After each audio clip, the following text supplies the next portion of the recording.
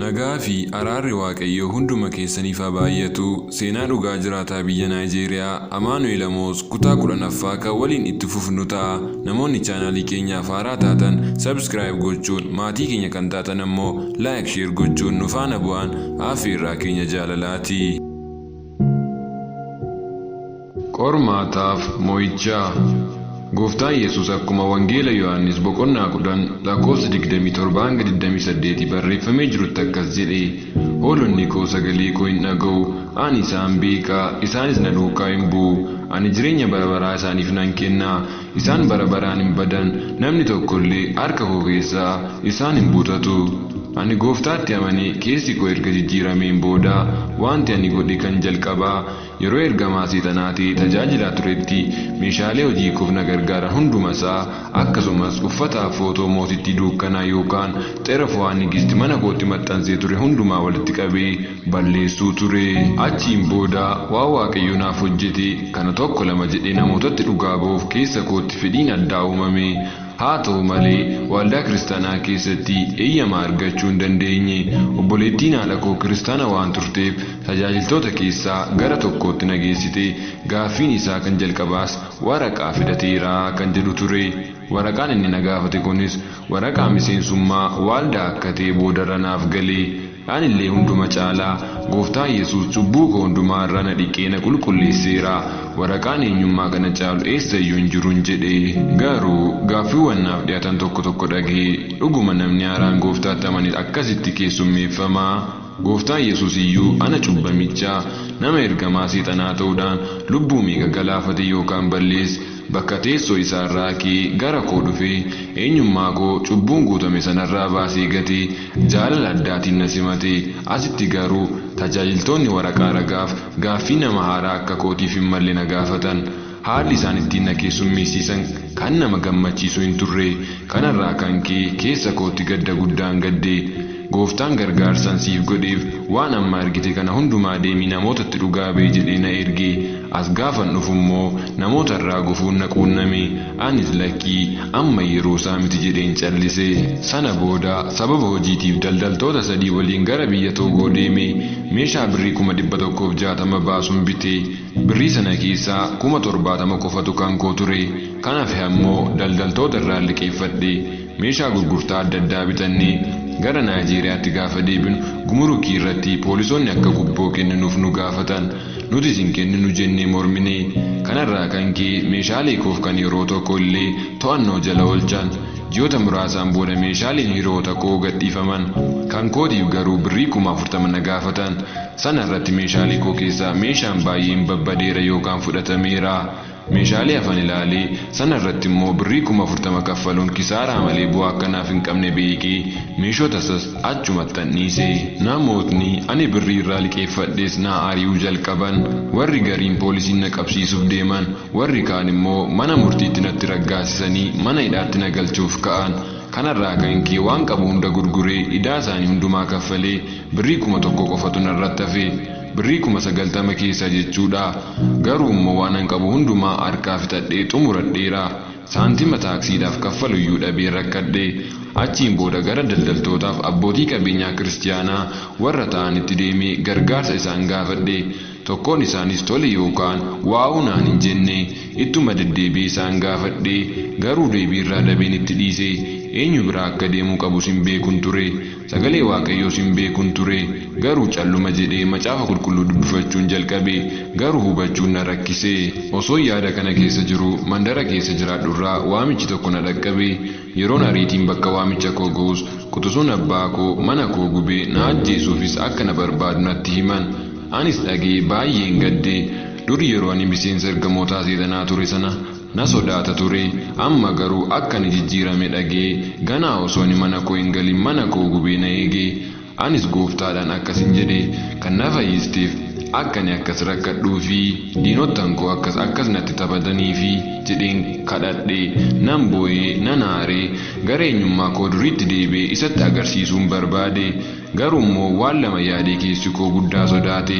Tokkoffaan Gooftaan carraan kun siif carraa dhumaatii sanaan jedhee fi lammaffaan immoo yoon duubatti deebi'ee du'a fooniitiif du'a lammaffaa kan hafuuraas duudaa ibidda gaannamitti gatamta isa naan jedhe yaadadheen guddaa sodaadhe.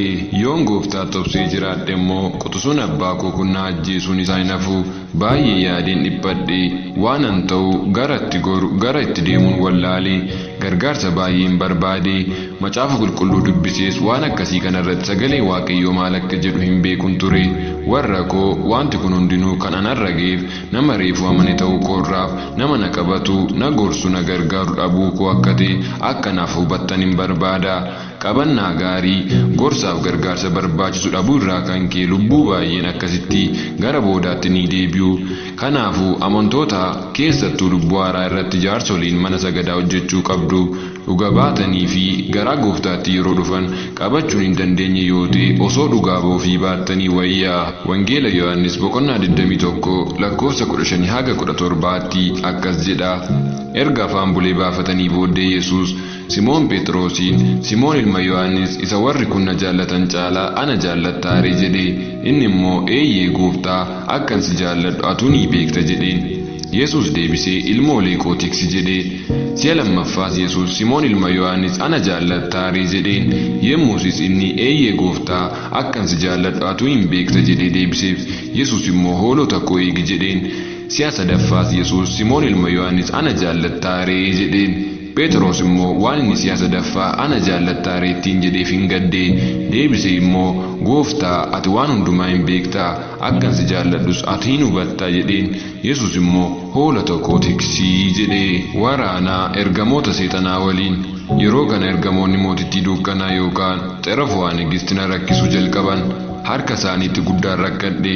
Anaa jijjiiramee ji'a tokko taa'ee jiruun namoonni na waliin jiran erga rafanii ergamoonni kunniin halkan keessaa sa'aatii 8tti dhufanii hirribaa na kaasan.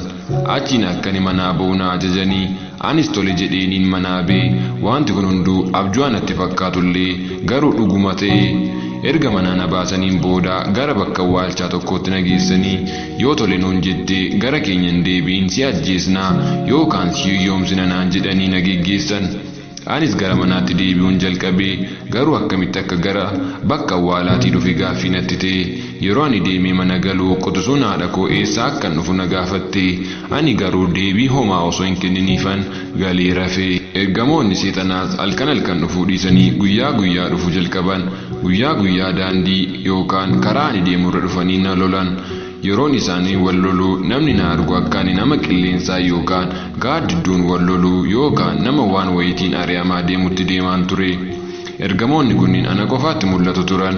Yeroo afuriif akkas wal loleen booda bakka isaanii mootittiin dukkanaa yookaan xerafo'aa nigisti bakka qabatte. Guyyaa jalqabaa konkolaataan dhuftee manaan jiru bira dhaabde. Akkuma beekamu baay'ee bareeddi. Namoonni ishee waliin na argan akka hiriyaa kootti fudhatan.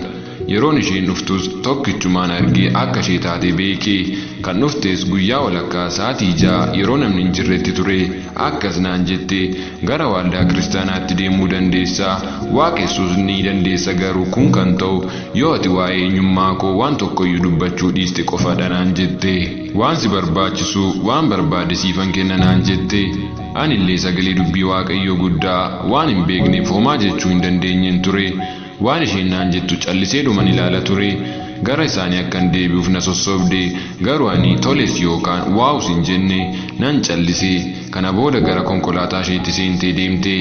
Yeroo lammaaf haati warraa obboleessa abbaa koo erga ishee keessumsiisteen booda eenyummaa ishee na gaafatte. Ani illee eenyummaa ishee ittiin himne nan callisee. Guyyaa dhumaatiif yeroo gara koo dhuftu bifa addaatiin of eeggannoo cimaan akka gara isaanii deebi'u na akeekkachiiste. Itti dabaltees kun carraadhuma akka naaf ta'e sana ta'uu baannaan ji'a muraasaan booda dhuftee akka na ajjeestu yookaan akka bifa koo gara balleessitu yookaan akka na hiyyoomsitu natti himte. Na biraa deemte. Ani illee nan sodaadhe. Achiin gara waldaa kiristaanaatti obboleessa tokko bira deemee waan koo hundaan itti hime. Innis gara waldaa warra gargaarsa naaf godhuutti adreesii isaanii naaf kennee na qajeelche. Anis garas deemee haala mijeessituu dhaabbatichaa argee isheen dubbisee. Isheenis tajaajila dhaabbatichi kennu natti himte. Achiin gara sagantaa waldaa kiristaanaa tokkotti deemee garee kadhataa tokkotti makameen kadhannaan jalqabee. Guyyaa kadhannaa sanarraa jalqabee keessi koo boqonnaa argate. kadhadhe. Garee kadhannaa sana keessaa Gooftaan dubartii Waaqa sodaatu tokko naaf kenne. Anis isaan akka haadha kootti godheen isaan fudhadhe. Isaanis macaafa qulqulluu na barsiisuu na gorsuu jalqaban. Obboleeyyaniif obboleettonni garee kadhataa hundumtuu jaalalaan na simatan. Jaalala dhugaas achittan arge. Kun immoo baay'ee na gammachiise. Hafuurri qulqulluunis akka ani macaafa qulqulluu sagalee dubbii Waaqayyoo hubadhuuf guddisee na barsiisuu jalqabe. Anis amantiin guddachuun jalqabe. Jireenya kiristaanummaa itti gammaduun jalqabe. Jiinni yookaan guyyaan mootittiin dukkanaatti dhufeen si ajjeesa naan jettes dhufee darbe. Akkuma na balleessuudhaaf natti dhaadataa turte sana isheenis osoo hin dhufin hafte.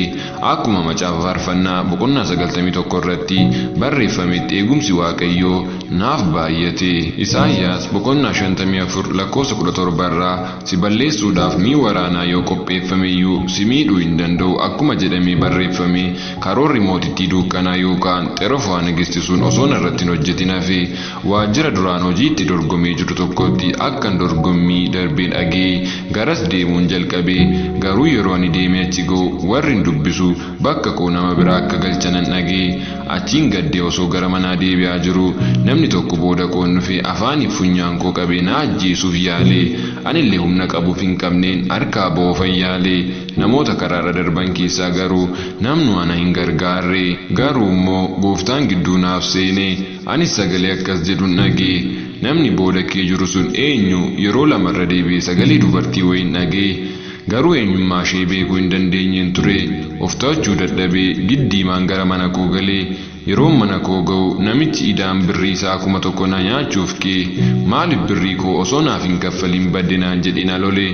Anillee akka hojii hin qabneef gara duraatti hojjedhee akka isaaf kaffaluuf akka yeroo naaf kennu isaaf kadhadhe. Toli naan jedhe. Guyyaa itti aanu immoo gara dhaabbatichaatti deemee hoogganaan dubbisee. Anis sababa hojii koo nama biraatiif kennaniif gaafannaan dhiifama na gaafate.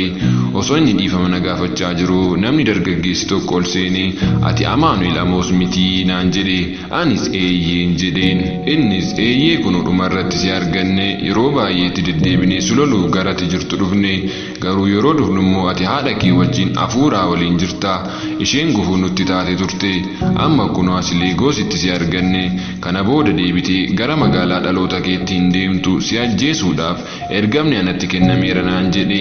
Anis waan tokko na godhuu hin dandeessu anarratti aangoo hin qabduun jedheen. Hoogganaa waajjirichaas waldhabiinsa keenya kana dhagee waan ta'aa jiru kanaan guddaa rifate. Anis erga dhiifama isa gaafadheen booda deebi'ee gara mana koon deeme.